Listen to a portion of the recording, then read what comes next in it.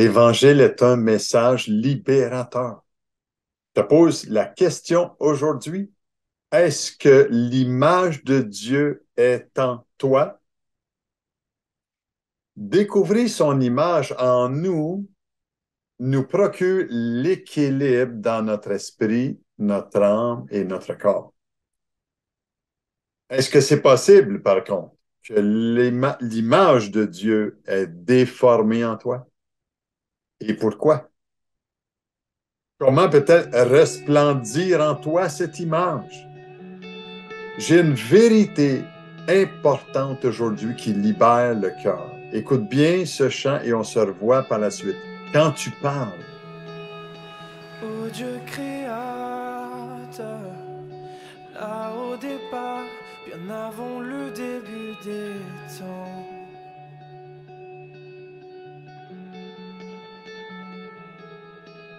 Et sans point de repère, au son de ta voix, les ténèbres devinrent lumière.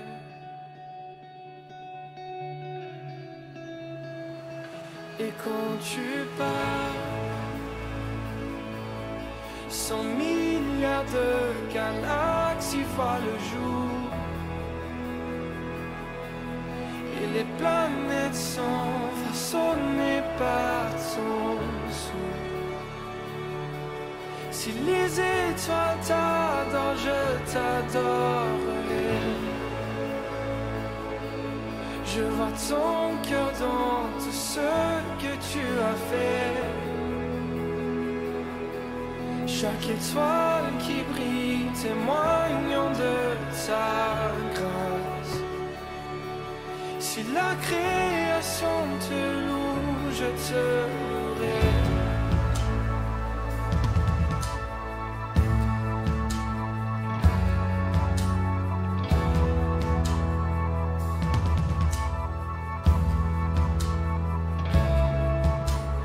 Ô Dieu de promesses, ta parole est vraie, aucun mot n'est vide ou futile.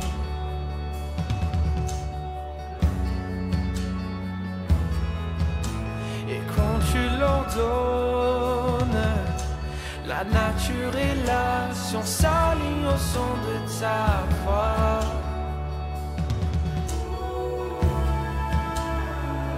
Et quand tu parles, 100 milliards de créatures prennent vie. En évolution vers tout ce que tu dis. Si elle parle de ta nature, j'en parlerai.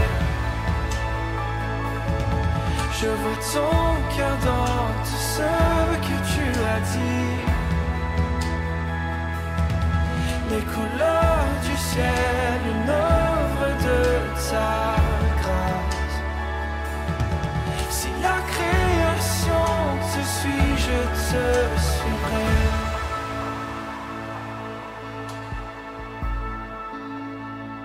Je te suivrai.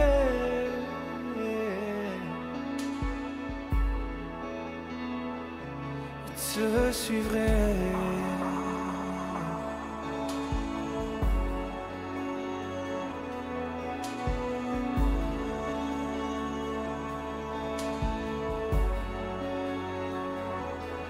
Si les étoiles t'adorent, je t'adorerai.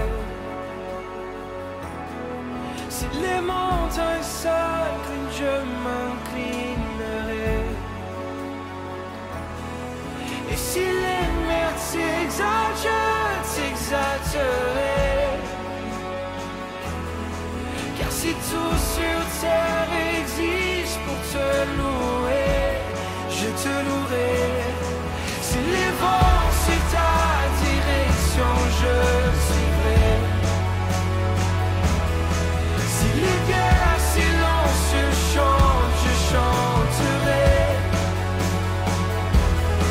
Si la somme de nos louanges semble infinie, alors nous chanterons encore et encore.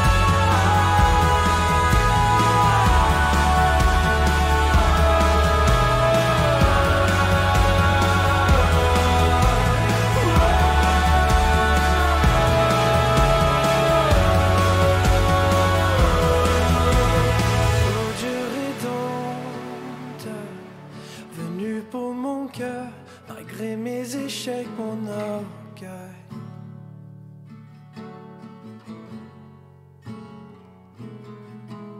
Et sur cette colline, la lumière du monde t'est laissée à l'obscurité.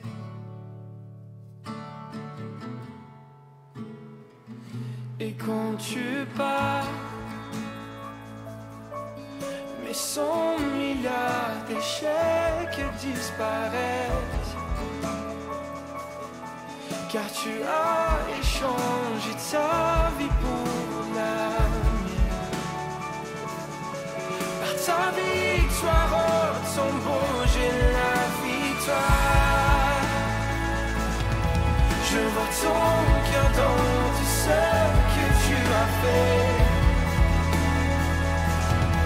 Tu nous tisses dans le chef-d'œuvre de ton amour. Si tu as tout donné, je veux tout donner. Je vois ton cœur sous une milliard de facettes. Chacune âme, l'enfant si précieux à tes yeux. Si tu as choisi d'aimer, je veux aimer. Comme tu le referais 100 milliards de fois. Mais qui pourrait mesurer ton grand amour? Car même pour un seul, tu aurais tout donné. Bonjour et bienvenue à votre émission du matin, l'Évangile, notre espoir. Vous savez, comprendre que Dieu veut produire en nous la gloire de son nom est tout à fait exceptionnel. Dieu le Père est l'architecte de l'amour. Il est l'initiateur de toutes choses, le créateur de l'univers. Il est le créateur qui a mis en toi une image, son image. Est-ce que tu aimerais découvrir cette image qu'il a mis en toi? J'aimerais te dire que dès le début de la création, dans Genèse chapitre 1, verset 27, il est dit, Dieu créa l'homme à son image. Il le créa à l'image de Dieu. Il créa l'homme et la femme. Je trouve ça intéressant de remarquer que l'image de la gloire de Dieu est associée à 4 signes importants dans les Écritures. J'aimerais te les partager aujourd'hui. La première des choses, c'est que l'image de Dieu, créée dans le premier Adam, est cette image qu'il nous lègue aujourd'hui. Dans 1 Corinthiens, chapitre 15, verset 45, il nous est dit, le premier homme, Adam, devint une âme vivante. Vous savez, quand Dieu a créé dès le jardin d'Éden, il a dit, Dieu dit, faisons l'homme à notre image, à notre ressemblance.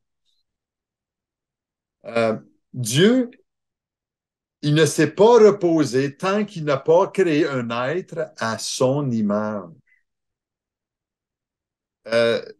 Vous savez, les premiers jours, c'était des jours qui étaient bons. Le ciel et la terre ont été créés. Les astres ont été créés. C'était un jour qui était bon. Chaque jour, dans Genèse 1, il est dit c'était bon. Mais quand il a créé l'homme et la femme à son image, c'était la suprême création qu'il a fait. Il a dit, dans cette journée numéro 6, il a dit, cela était très bon. Parce qu'il avait reproduit l'image de sa création dans l'homme. Et son but, vous savez, au Créateur, c'est de créer un être humain totalement libre de ses choix et ses décisions pour être en communion avec lui. Quelle joie il y avait, quelle harmonie il y avait entre l'homme et Dieu avant la chute. J'aimerais vous expliquer un peu de quelle façon Dieu est venu à créer l'homme. Il l'a façonné, vous savez, premièrement avec un esprit. L'homme a été créé de façon différente de tous les animaux. Et Dieu avait créé les animaux, mais il n'avait pas soufflé un souffle de vie en lui, dans sa propre vie, comme il l'a fait avec l'homme. Et seul Adam était capable de connaître Dieu intimement. Le Créateur il a aussi façonné l'homme en étant immortel. Le moi profond et véritable d'Adam, vous savez, qui est en nous, était différent des choses matérielles extérieures. L'homme, il était immortel. Il avait été créé pour l'éternité. Et en recevant le souffle de Dieu, l'homme était devenu participant de sa nature divine. Vous savez, l'Ecclésiaste, dans l'Ancien Testament, il nous déclare une parole si puissante. L'Éternel a mis dans le cœur de l'homme la pensée de l'éternité. Quelle révélation! Vous savez, Dieu, il nous a créés, oui, certainement avec un esprit. Il nous a créés aussi avec un esprit immortel. Mais il nous a créés saints. À la base, là, au départ, on était totalement étrangers à déplaire à Dieu. Quatrièmement, l'homme était complètement satisfait dans tout ce qu'il était parce qu'il connaissait son Créateur, parce que le Créateur était saint et l'homme était saint. Et c'était une paisible harmonie qui réjouissait continuellement le cœur de Dieu le Père et de l'être humain aussi. Il y avait une complicité commune et harmonieuse dans tout ce que l'homme entreprenait ici-bas sur terre. Et Dieu se délectait, il retrouvait l'homme et l'homme retrouvait Dieu d'une façon très libre et l'homme était en constante adoration envers Dieu, son Créateur, profondément.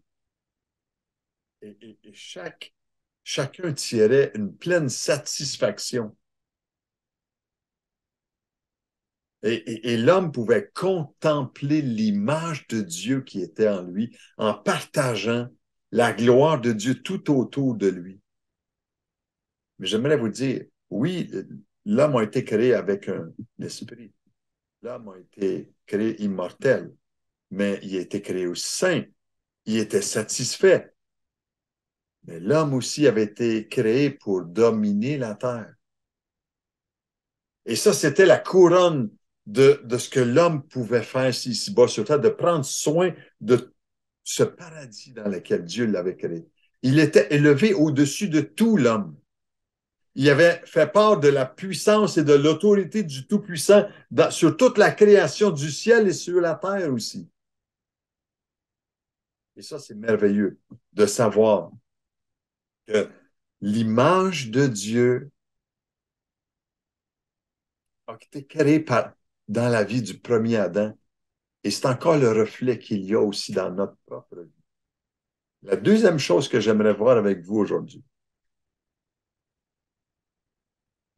et c'est important de remarquer cela, l'image de Dieu a été détruite en nous.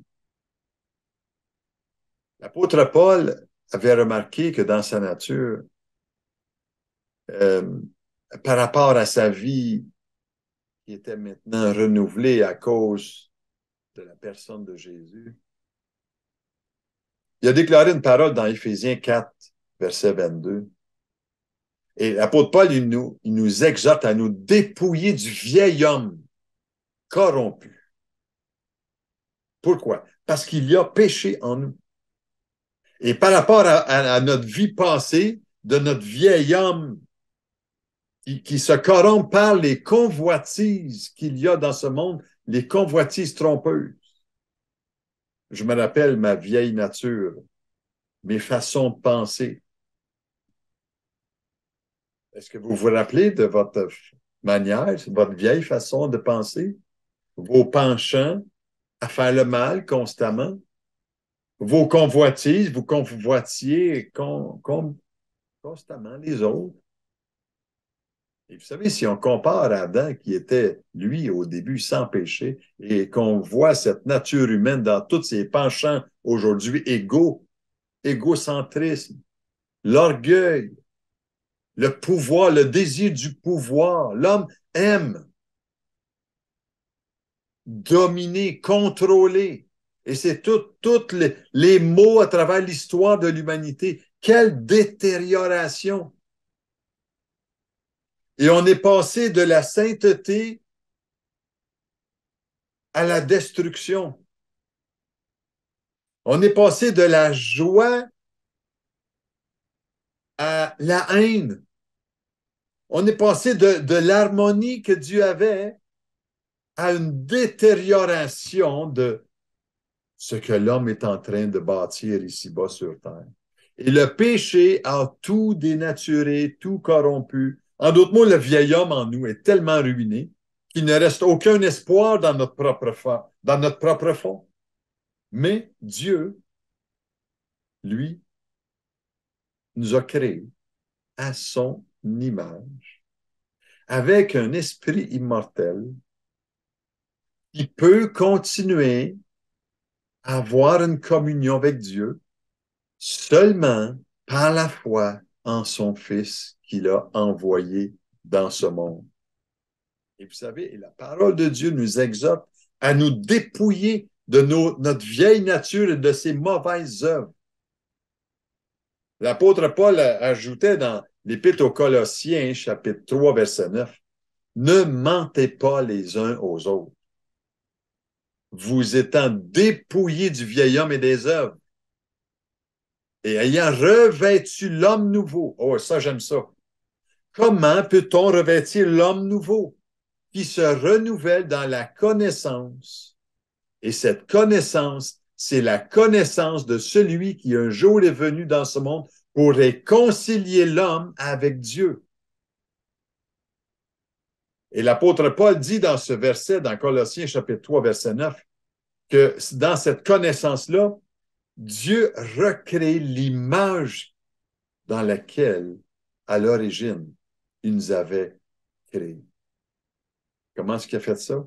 La seule place favorable est la croix de Christ pour restaurer l'image de la gloire de Dieu en nous.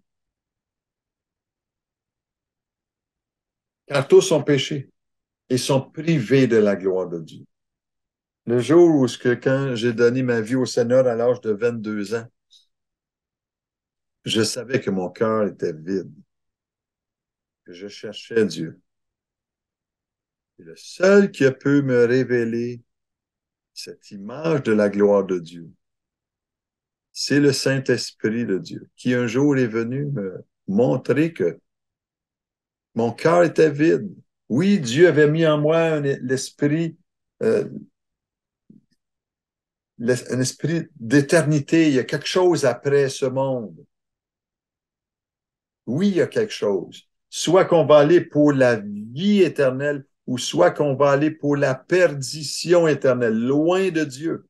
Et c'est dans ce temps si merveilleux dans lequel nous vivons, dans ce bas monde, que nous avons besoin, vous et moi, de prendre une décision pour que Dieu puisse recréer cette image de sa gloire. Parce que vous savez, il y a tellement un déclin moral et spirituel dans notre génération, il y a je dirais, une dégénérescence qui nous amène à la mort spirituelle. Et l'homme cherche à gauche, à droite, pour essayer de satisfaire son appétit des choses spirituelles.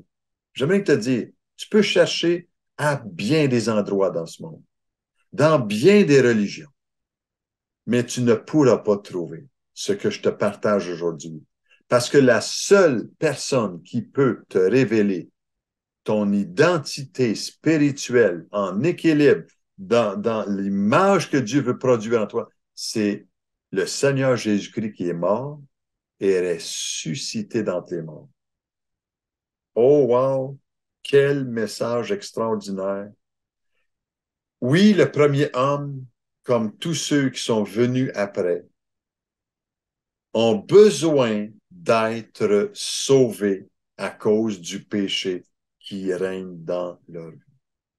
J'aimerais en ce moment juste faire une petite pause et faire cette annonce si merveilleuse que nous attendons une personne précieuse pour un déjeuner de l'espoir cette année.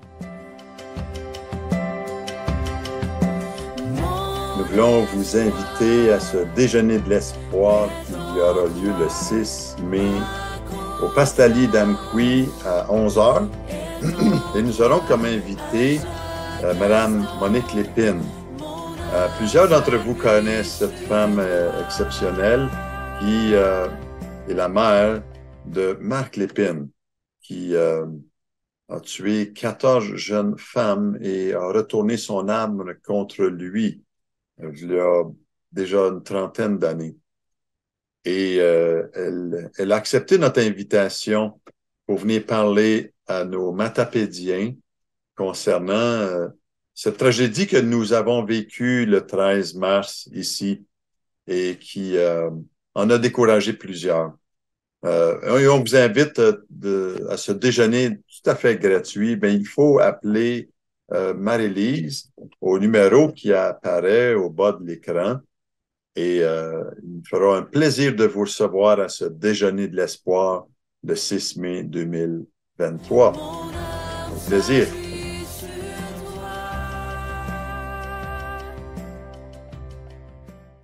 Il nous fera tellement plaisir de pouvoir vous voir à ce déjeuner de l'espoir. Écoutez, si on regarde le sujet de notre message aujourd'hui sur l'image que Dieu veut produire en nous, la troisième chose qu'il faut remarquer dans cette image de la gloire que Dieu veut produire en nous, c'est la manifestation de sa gloire dans le deuxième Adam. Le deuxième Adam, vous savez, dans 1 Corinthiens chapitre 15, il nous est dit que c'est Jésus lui-même. Et le second Adam, qui lui est venu du ciel pour révéler la gloire de Dieu et recréer en nous cette image que nous avions perdue. C'est comme si, vous savez, tous les hommes qui étaient nés depuis le début de cette création jusqu'à aujourd'hui n'étaient pas dignes de porter en eux cette image à cause du mauvais choix qu'ils font de laisser Dieu de côté dans leur vie. Mais en Jésus-Christ, l'image de Dieu réapparaît dans une beauté parfaite. La Bible nous dit dans Hébreux, chapitre 1, verset 3, Jésus, lui, il est le reflet de la gloire du Père et l'empreinte. Vous savez ce que c'est une empreinte? L'empreinte de sa personne. Il est l'image du Dieu invisible, Jésus. Et l'homme avait perdu la ressemblance de la sainteté de Dieu. Et c'est Dieu seul qui peut restaurer, rétablir comme Dieu le veut dès l'origine. Et quand on voit la personne de Jésus, nous voyons aussi le Père. Et nous voyons en même temps l'homme tel qu'il est devant qui est Dieu. Et si nous essayons de marcher pour plaire à Dieu par nos propres forces, il sera impossible de pouvoir ressembler à Dieu. Nos œuvres à nous, là, sont comme un vêtement souillé, sont incomplètes pour satisfaire le plan de Dieu pour notre vie, pour produire en nous la gloire que lui seul peut produire. Et on ne peut pas marcher dans la sainteté par nos propres forces, ni dans une communion d'humilité, joyeuse et constante avec Dieu. Jésus est le seul qui a frayé le chemin pour qu'on puisse avoir accès au Père, pour être pardonné, sauvé de ce que nous étions, c'est-à-dire perdus. Et par sa mort sur la croix, sa résurrection et le Saint-Esprit, Dieu recrée, restaure et réjouit notre cœur par sa puissance qui agit en nous. Et cela, on appelle ça la restauration de l'être entier que nous sommes. Vous savez, l'apôtre Paul disait qu'il avait revêtu l'homme nouveau qui se renouvelle dans la connaissance selon l'image de celui qui l'a créé. Et en revêtant cet homme nouveau, c'est en disant, Seigneur, toi qui es venu dans ce monde, sur cette terre, qui a marché d'une façon parfaite, sainte, sans péché, qui a accepté d'aller à la croix pour prendre sur ses épaules mes fautes, c'est le seul qui est digne de nous faire voir cette image glorieuse que Dieu veut produire en nous. L'apôtre Paul disait clairement, si quelqu'un est en Christ, est en lui, vive en lui, il est une nouvelle création. Les choses anciennes sont passées. Voici, toutes choses sont devenues nouvelles. Et remarquez que cette restauration ne peut être effectuée que par Dieu seul.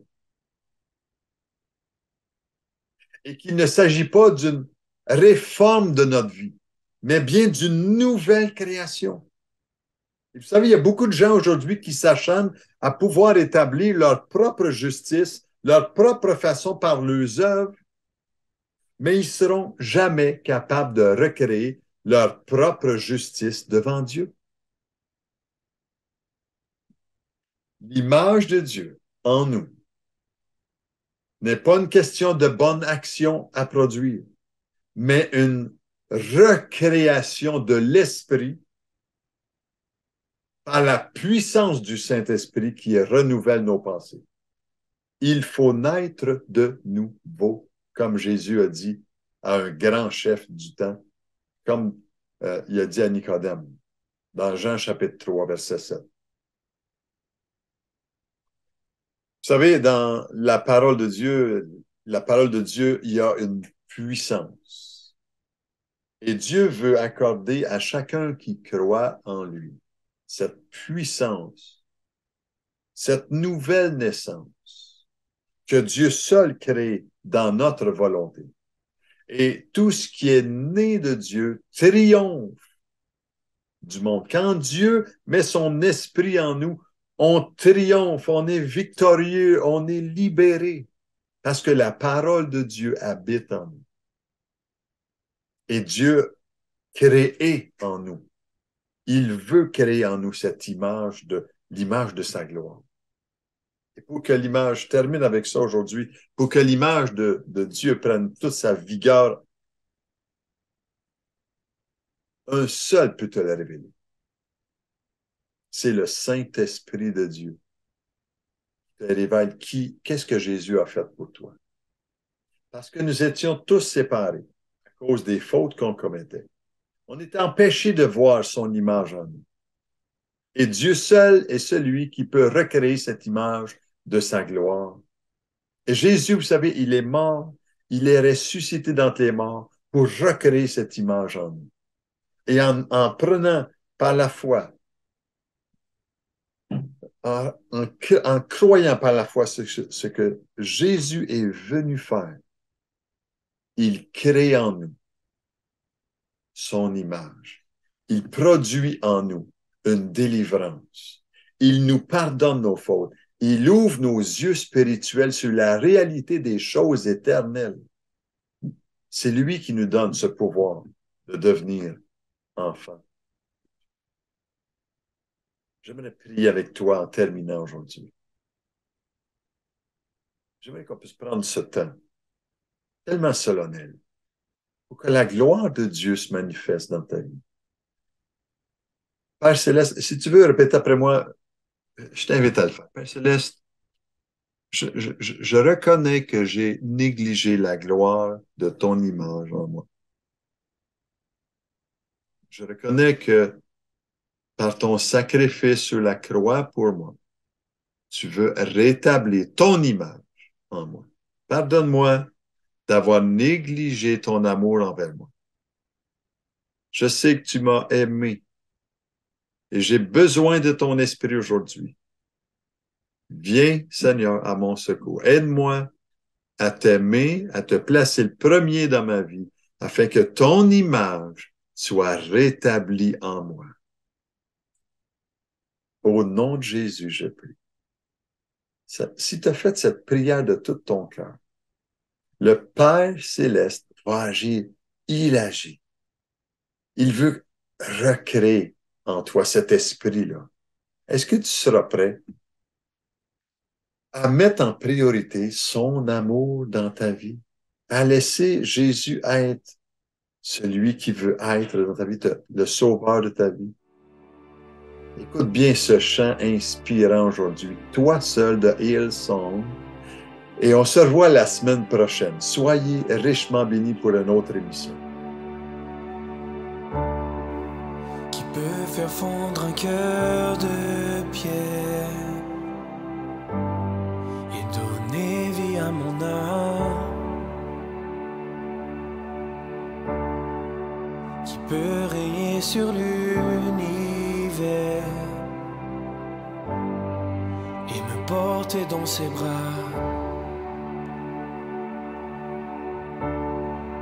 Qui peut discerner mes pensées et continuer de m'aimer? Qui tient toutes choses entre ses mains et marche à mes côtés?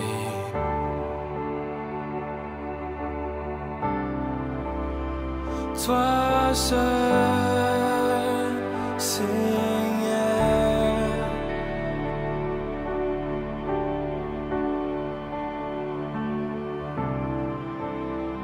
toi seul, Seigneur,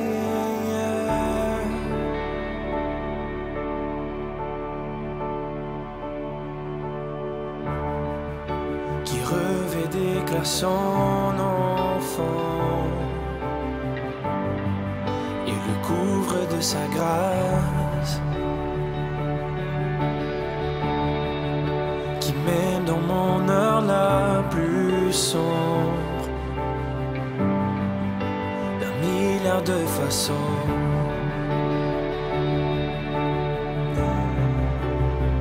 Toi seul, Seigneur,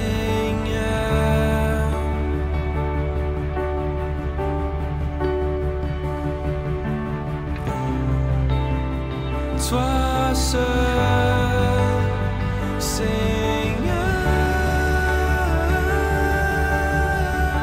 je chante son amour, je m'en lasse pas, j'ai besoin de toi, le Seigneur de mon cœur, le roi de mon âme, Jésus, c'est toi. Je chante son amour, je m'en lasse pas, j'ai besoin de toi, le Seigneur de mon cœur, le roi de mon âme, Jésus, c'est toi.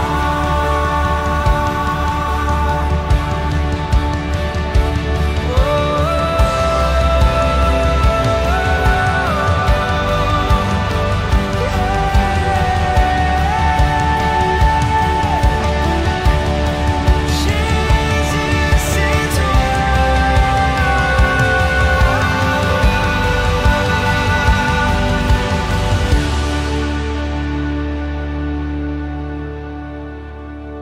Vois les cieux s'ouvrir, vois les mers rugir, chaque cœur vient, chante au Seigneur.